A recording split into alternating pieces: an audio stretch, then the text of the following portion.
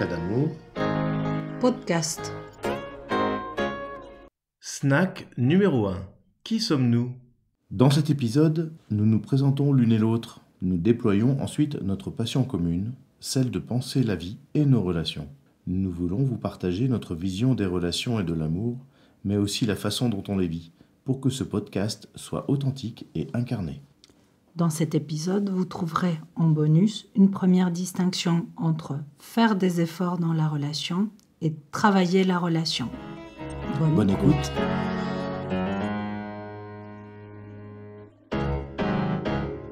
Tu es Jean-Baptiste, tu as fait beaucoup de choses très différentes dans ta vie.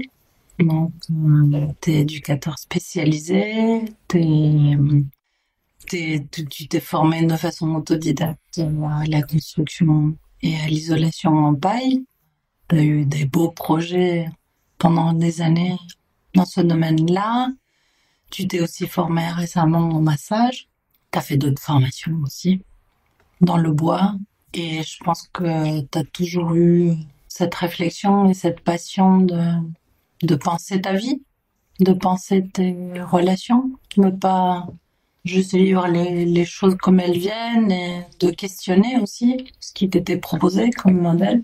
Je pense que c'est ce qui m'a plu, qui m'a attiré chez toi, et ton goût du dialogue et de l'écoute, de l'accueil de l'autre comme il est, là où il est.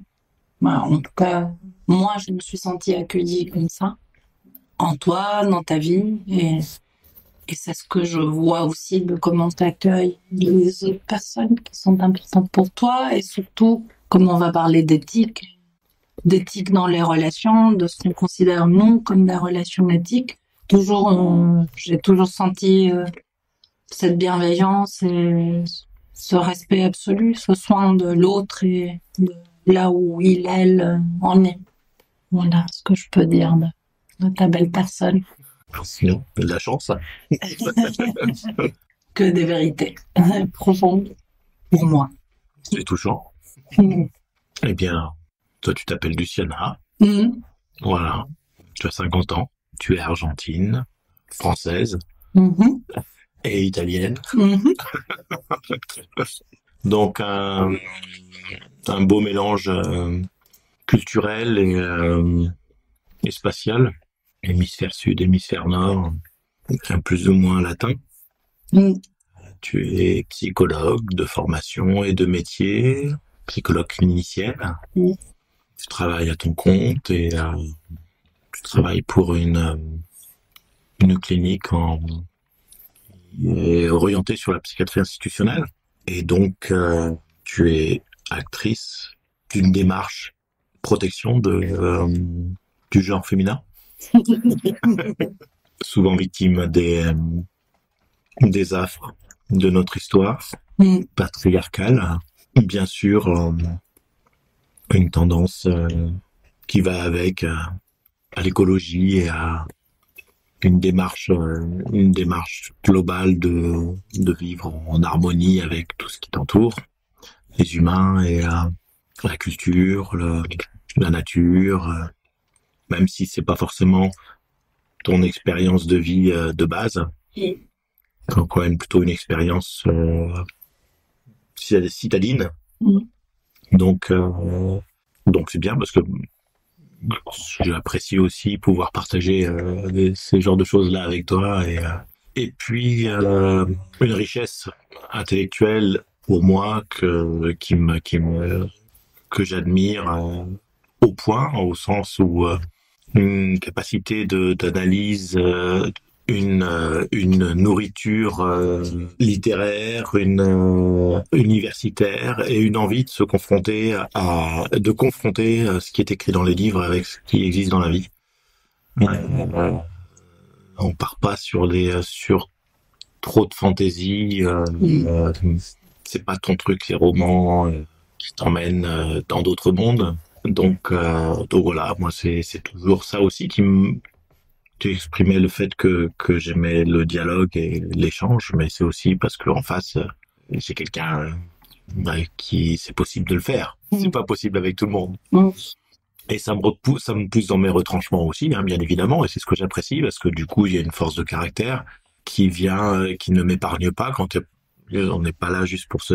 En tout cas, moi, j'ai pas la sensation que tu fais les choses vers moi plus pour me faire plaisir, mais que tu les fais vraiment profondément et que quand il y a quelque chose qui travaille ou qui t'embête, ou qui te met mal à l'aise ou quoi que ce soit, même si tu ne l'évoques pas forcément tout de suite, c'est quelque chose que tu n'hésite pas, tu te permets de le faire, de le dire et de le vivre indépendamment de ce que je pourrais éventuellement ressentir, même si, même si, bien évidemment, des fois ça me met du temps à venir parce que t'es dans l'empathie aussi sur comment je pourrais le vivre ou le ressentir, etc. Donc c'est un mélange assez subtil, intelligent d'une création relationnelle qui peut être une œuvre.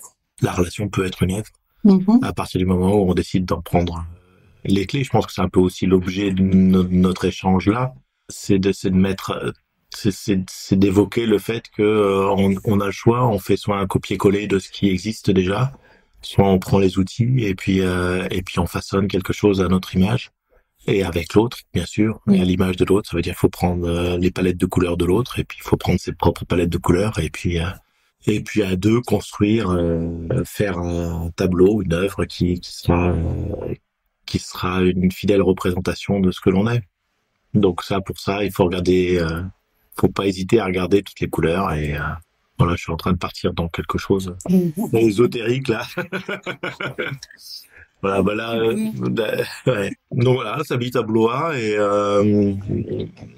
ton objectif dans la vie, c'est d'en faire le moins possible, professionnellement, de façon à pouvoir vivre la vie chaque instant. Je trouve que c'est une bonne philosophie. Donc voilà, et puis ensemble, moi j'aime partager tout ce qu'on fait. Ça n'a pas toujours été facile parce que justement, parce qu'il y a pas, on n'est pas branché sur un modèle du feu de paille. Mais par contre, je sens une inscription profonde dans le lien. Voilà. Oui, c'est vrai que ça n'a pas toujours été facile, mais en même temps, je sais pas, j'ai une impression de facilité en même temps. C'est paradoxal. Je sais pas si je dirais ça, que ça n'a pas toujours été facile. Quand je dis ça n'a pas toujours été facile, c'est pas pour ça que ça a été dur. Mm. C'est subtil là. Quand c'est facile, c'est que tu ne poses plus de questions, tu fais les choses spontanément. Ah, Tandis que quand c'est pas oui. facile, c'est-à-dire qu'à un moment, tu dois fournir un effort, pas un effort. Ouais, Voilà, on va en discuter. c'est la question du travail et de l'effort. Tu dois J'allais fournir. venir aussi. Mais quand même si effectivement, je dirais que, parce que pour que ce soit clair dans l'enregistrement, il s'agit bien de savoir si la relation nous oblige à faire des efforts ou si c'est bien ça le sujet, hein. Oui, oui. Ou si c'est un espace de travail. C'est une autre façon de le regarder. Mais quelque part, euh, on sait qu'il y a un endroit où ça va être inconfortable. Mm. On le sait à l'avance, mais on sait que si on y va, on va y gagner quelque chose. Et pourtant, ça demande un effort. C'est là que ça demande un effort. Mais je pense qu'on est d'accord tous les deux pour faire ce travail qui n'est pas pour moi un effort, mais un travail. Je pense je pourrais dire qu'on a beaucoup travaillé ensemble dans notre relation, chacun en soi pour pouvoir créer une relation, mais qu'on a fait beaucoup de travail avec joie, au moins moi avec joie, je pense que toi aussi, mais je peux pas parler pour toi, et que tout ce travail a permis beaucoup de transformations en moi. Je le sens que je ne suis plus la même personne et c'est ça que j'attends d'une relation aussi. Si elle ne me transforme pas, oui, il peut y avoir du plaisir, il peut y avoir un partage superficiel, mais ce que j'attends d'une relation, comme tu dis, qui est profonde, c'est qu'elle me transforme. Et ça, il y a du travail. C'est vrai qu'il y a du travail, mais qui est fait avec plaisir, avec joie et avec tranquillité aussi. de pouvoir poser ce travail dans la relation et qu'il soit bien accueilli. Je trouve qu'on s'est beaucoup entraidé pour avancer, chacun aussi dans ce qui était compliqué dans nos histoires. Oui, parce que on pourrait, à l'écoute de ce qu'on a dit, imaginer que notre relation n'est qu'une suite de travail où on a fait que penser à construire la relation. Mais non, il y avait aussi de la vie, il y avait aussi des choses simples de la vie. Du plaisir, du partage. Du partage et des moments difficiles aussi, c'est-à-dire que on vivait aussi d'autres choses professionnellement dans notre famille, on vivait des choses dans nos autres relations qu'on a aussi emmené dans notre relation à nous. C'est-à-dire qu'on n'a pas mis de barrière entre ce qu'on vivait à l'extérieur et ce qu'on vivait au sein de notre relation.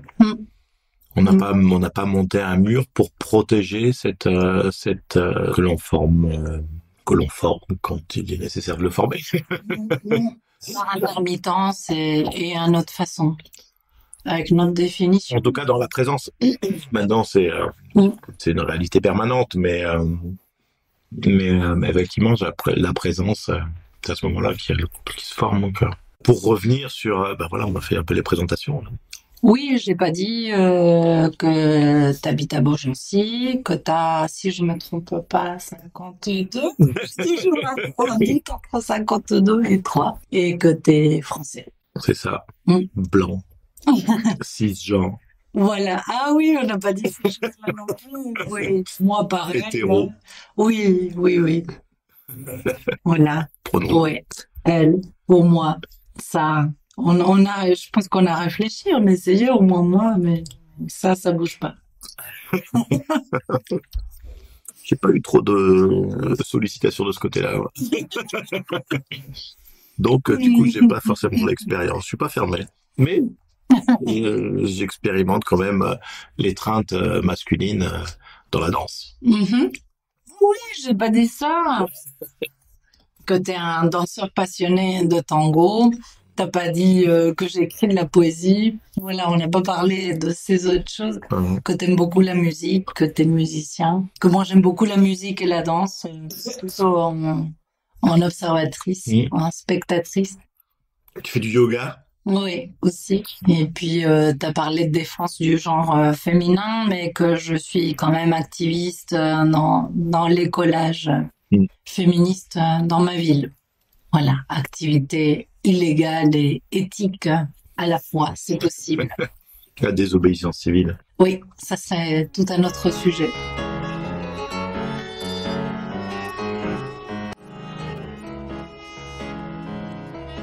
Ce podcast vous a plu et vous avez envie d'aller plus loin avec nous dans une réflexion relationnelle accompagnée. Dans ce cas, vous pouvez nous écrire à encadamour.contact@gmail.com pour un accompagnement individuel à 2 ou plus.